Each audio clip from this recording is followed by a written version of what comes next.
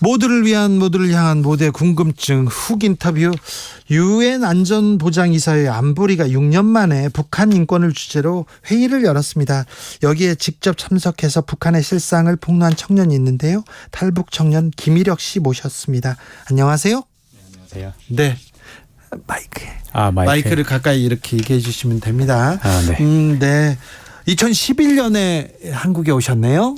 네, 맞습니다. 네. 가족과 함께 오셨어요? 네, 그 당시 가족과 함께 한국으로 왔습니다. 네. 좀 길게 얘기하셔도 돼요? 괜찮습니다. 네. 저 무서운 사람 아니에요. 네. 자, 그때 네네. 이제 탈북할 때 좀 생각이 납니까? 그때 그 기억은 잊을 수가 없죠. 네. 탈북할 때 기억은 잊을 수가 없고요. 그 정말 어려운 과정을 거쳐서 네. 대한민국에 왔거든요. 예.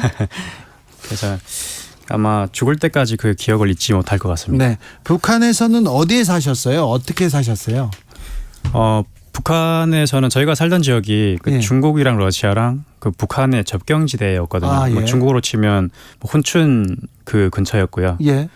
그리고 그때 살았던 상황은 녹록진 않았습니다. 네. 저 같은 경우는 그 강제로 노동도 많이 해야 됐고, 예. 어린 나이인데. 네, 그렇죠. 예.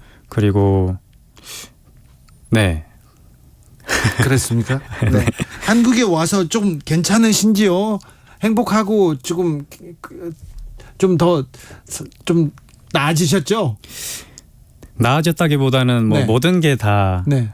좋은 상황이죠. 아, 그렇습니까? 네. 네. 사실 맨 처음에 왔을 때는 예. 이곳이 천국이다 이런 생각을 했었는데, 그래요. 네. 지금은 네. 저도 이제 자본주의 물을 먹다 보니 네. 자, 이거는 좋다. 한국 오니까 이거는 좋다. 아, 이거는 좀 아쉽다. 그런 사람들이 있어요. 어떤 분들은 북한이 그리워 그래서 다시 가시는 분들도 있었잖아요. 네네. 네. 그런데 자, 한국에 오니까 뭐가 좋습니까? 사실 한국에 오니까 모든 게 좋아요. 모든 제가 원하는 대로 뭐 그 원하는 거 할 수 있는 것도 네. 할 수 있고, 뭐 예를 들면 여행도 갈 수 있고, 네. 그리고 제가 공부도 할 수 있고, 그리고 놀고 싶으면 놀고, 네. 그렇죠. 그런 게 가장 자유롭고요. 그냥 한국 자체가 너무 자유로워요. 자유로워요. 모든 게 자유로운 네. 나라이고요. 아쉬운 거는 아쉬운 거는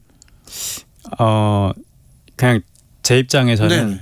좀 더 어릴 때 와서 공부를 좀 더 빨리 시작했으면 네. 좋았겠다. 아, 그래요? 이런 거밖에 없습니다. 한국에 와서 좀 적응할 때 어렵진 않으셨어요? 적응할 때 굉장히 어려웠죠. 네. 처음에 왔을 때는 그 제가 사투리가 굉장히 심했거든요. 지금도 예. 사투리가 있지만. 네. 지금은 거의 없습니다. 네. 감사합니다. 네. 어쨌든 사투리가 굉장히 심하다 보니까 그 친구들한테 얘기를 하면 친구들이 못 알아먹고 네. 다시 두 번, 세 번 물어보는 경우도 있었고요. 네. 놀리고 막 그러진 않았어요? 있었습니다. 있었죠. 많지는 아유, 않았지만 네. 또 가끔 어떤 친구들은 북한에서 왔다고 해서 네. 차별을 하는 친구들도 있었고요. 아이고, 죄송해요. 네, 아니 그런 그건 사람. 아니고요. 네. 근데 오히려 또 그런 친구보다는 저를 또 진짜 친구로 생각해주고 네. 옆에서 이렇게 도와주는 친구들이 훨씬 많았고요. 예. 덕분에 고등학교 시절을 잘 마칠 수 있었습니다. 네, 대학교 가서는 뭐 동아리 회장도 하시고 뭐 대학교 때는 어떠셨어요? 대학교 때는 또 다른 그 어려운 세계에 또 발을 들여가지고 네. 처음에 들어갔을 때 또 대학교 수업이 굉장히 어렵잖아요. 네. 그래서 맨 처음에 수업 들을 때는 엄청나게 힘들었습니다. 그래요? 모든 내용을 이해하기도 너무 힘들었고 모든 내용을 이해하진 않아요. 대학생들이 아시잖아요. 친구들도 네, 네. 마찬가지잖아요. 분명히 교수님이 한국어로 네. 뭔가 강의를 하고 계시는데 네. 전혀 알아듣지를 못했었거든요. 그렇습니까? 네. 한국 이렇게 청년들하고 북한 청년들하고 어떤 점이 가장 크게 다릅니까? 다르다고 하면 글쎄요, 생각을 해보지는 못했지만 네. 한국 청년들은 지금 요즘 다들 뭐 그 직업을 지기 위해서 아니면 또 더 잘 살기 위해서 네. 굉장히 노력을 많이 하잖아요. 네. 그리고 청소년들 같은 경우는 또 사춘기를 겪느라 힘들고 네. 또 공부하느라 힘든데 사실 북한 청년들은 그 일을 하느라 바빠요. 일하느라고. 네, 일을 하느라 바쁘고 그냥 하루하루 사느라고 바쁜 현실입니다. 네. 그래서 한국 청년들은 참 자유가 많고 하지만 북한 청년들은 자유가 네. 없고 2000년대 그런- 초반에 저도 북한에 취재를 몇 번 갔어요. 갔는데 청년들을 만날 때 너무 안타까웠던 게 키가 너무 작아서 맞습니다.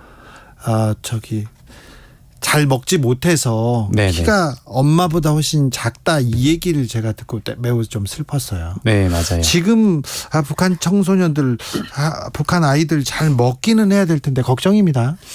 그렇죠.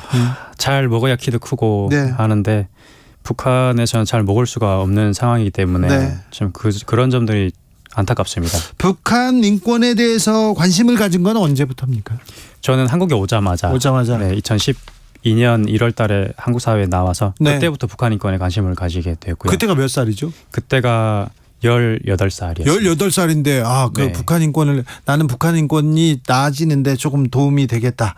뭐 네. 일을 하겠다 이렇게 생각하셨어요? 사실 북한 인권만이 아니라 네. 전 세계에 있는 기본적인 인권을 못 누리는 사람들을 위해서 일하고 싶다라는 그런 사명감이 좀 컸던 것 같아요. 북에서 경험이 있어서. 네, 그렇죠. 이번에 유엔 안보리에서 북한 인권 관련된 그 회의가 있었습니다. 네. 회의에서 있었던 장면 한 장면 듣고 갈까요? 독재는 영원할 수 없습니다. 더 이상 죄짓지 말고 이제라도 인간다운 행동을 하시기 바랍니다. 우리 북한 사람들도 인간다운 삶을 스스로 선택할 수 있는 권리를 가진 사람들입니다. 네. 김일혁 씨의 목소리였는데 유엔에서 직접 한 얘기입니다. 유엔 무대에 서기로 결심한 계기는 어떻게? 지금 인간으로서 기본적으로 누려야 될 그런 자유들을 북한 네. 사람들은 누리고 있지 못하거든요. 네. 그리고 또 저도 그런 걸 많이 겪었기 때문에 그런 사항들을 이번 기회에 확실히 알려야겠다라는 게 컸었고요. 예. 그리고 사실 저의 마음속에 늘 그 짐처럼 이렇게 가지고 있던 게 고모의 그 좀 가슴 아픈 이야기거든요. 고모요. 네. 그래서 그 얘기를 전 세계에 알리고 싶어서. 고모가 어떻게 됐습니까? 고모가 저희가 그 북한에서 떠날 때 네. 문 앞에서 고모가 잘 가라라고 인사를 했었거든요. 뭐 탈북하시지 않았군요. 가족들은 네, 나오는데 그렇죠. 고모만 남았거든요. 네, 저희 가족이 오고 그리고 고모는 그때 당시 저희한테 그냥 인사를 했던 상황입니다. 네. 근데 그 탈북하는 거를 신고를 하지 않았다는 이유로 네. 그때 고모를 몇 개월 동안 그 감옥에 그 이렇게 끌려가가지고 구타를 하고 그 후에는 끝내는 정치범 수용소로 끌고 갔고요. 네. 그리고 지금은 고모가 살아 있는지 죽어 있는지 그 행방을 모릅니다. 지금 네. 상태로는 연락이 안 닿습니까? 연락을 할 수가 없습니다. 그렇습니까? 네. 네. 그리고 그때 고모에게는 3살 된 딸과 5살 된 아들이 있었거든요. 예. 네, 그럼에도 불구하고 북한에서는 고모를 정치범 수용소로 끌고 갔습니다. 네.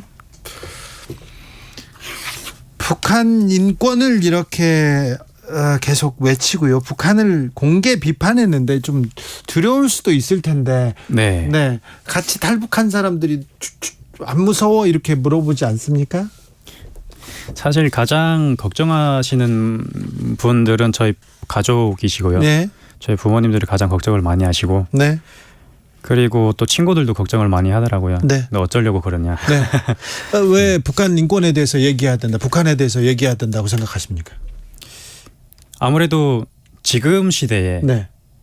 북한 같은 그런 상황에 있는 곳은 없잖아요. 네. 그리고 제가 또 나서 자란 곳이기도 하고 네. 그래서 그들도 자유를 누려야 할 텐데 네. 자유를 누리지 못하고 있고 네. 또 외부 세계의 그런 정보들도 사실 그분들은 접하지 못하고 있거든요. 네. 그래서 그런 것들을 그들도 당연히 접해야 된다. 네. 네, 그렇게 그래야죠. 생각합니다. 네. 그럼 어떻게 해야 될 것 같습니까? 우리 정부는. 사실 지금으로서는 그렇게 할 수 있는 방법이 많지는 않는데 네. 그럼에도 불구하고 할 수 있다라고 하면 저는 그렇게 생각합니다. 우선 그 국제사회에서 이슈화를 계속 지속적으로 해야 되고요. 네. 그리고 북한 내부에 외부의 정보를 계속해서 넣어야 된다. 그래서 그 북한에 있는 사람들이 외부의 정보를 받아들이고 또 깨우칠 수 있게 해야 네. 된다라고 생각을 하거든요. 정부와 정부가 대화를 시작해서 교류하고 협력하면서 네네. 서로 이렇게 소통하면서 그러면서 자연스럽게 한국의 문화가 한국의 얘기가 이렇게 들리고 이러면 좋을 텐데요. 네, 참 좋은 얘기죠. 근데 지금까지 여러 정부를 거쳐서 네. 북한 정권이랑 대화도 많이 하고 네. 거쳤지만 사실 그때뿐이고 어떻게 해결되는 게 하나도 없었잖아요. 그것도 있고 사실 북한 정권이 뭐 한국 사회나 국제 사회랑 이렇게 얘기를 해가지고 네. 북한 주민들을 뭐 외부의 사람들이랑 이렇게 교류도 하고 예. 그렇게 하진 않거든요. 네. 왜냐하면 교류를 하는 순간 북한 정권에 대한 그 민낯을 북한 주민들이 알 거 아닙니까? 네. 그러면 북한 정권이 무너지는 거는 시간 그냥 그렇죠. 한순간이거든요. 네.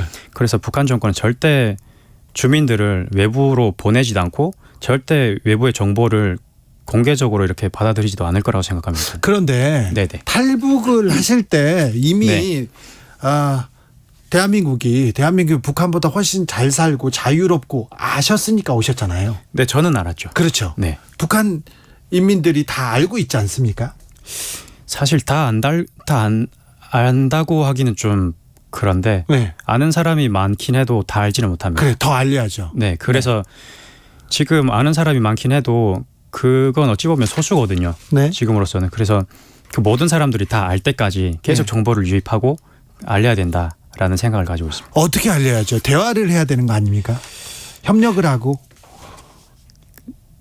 근데 지금까지 대화도 했고 협력도 했고 한데 별로 이루어지는 게 없잖아요. 그러면 어떻게 해야 됩니까? 그래도 대화를 하려고 노력해야죠. 글쎄요. 저는 대화로는 해결이 안 된다고 생각을 하거든요. 대화로 해결이 안 되면 그러면 힘으로 해야 됩니까? 그것도 안 되죠. 안 되죠. 네. 그래서 제가 네. 방금 얘기 드렸다시피 네. 제가 얘기하는 거는 정보를 유입을 하는 게 그게 가장 지금으로서는 네, 좋은 그 중에 하나다. 해결책 중에 하나다라는 생각을 하고 있습니다. 아무튼 네. 북과 남이 좀 가까워져야 되는데 우린 한 동포인데. 근데 북한이 원하는 거는 본인들의 그 정권을 유지하는 거고요. 그리고 예. 본인들의 인권 문제를 다루지 않는 게 그들의 원하는 거고 한국이나 국제사에서 원하는 건 핵을 포기하고 그리고 너의 인권을 신경 써라 이런 건데 네. 서로 입장이 다르다 보니까 해결되는 게 없다라는 거죠. 네. 네. 참 어려워요. 네. 그러게요. 어렵지 않았으면 이미 통일이 됐을 건데. 천덕예님께서 너무 훌륭한 꿈을 가지고 있습니다. 좋은 꿈을 가지고 사시면 좋은 삶 살 수 있습니다. 응원합니다. 황성희님, 가족의 탈북을 알리지 않았다고 정치보험 수용소에 보내는 북한 정권 문제점 널리 알려야겠습니다. 얘기하는데 북한 독재잖아요. 네, 그렇죠. 공산주의도 아니잖아요. 독재도 저런 독재는 없죠, 세상에. 네. 네. 빨리 남과 북이 이렇게 교류하고 고모의 안부를 묻고 그러는 날이 왔으면 좋겠습니다. 네, 저도 너무 궁금합니다. 고모가 어떻게 지금. 네. 네. 앞으로 더 활동 응원하고 지켜보겠습니다. 탈북 청년 감사합니다. 김일혁 씨였습니다. 감사합니다. 네, 감사합니다. 교통정보센터 다녀오겠습니다. 김유라 씨. 네, 시각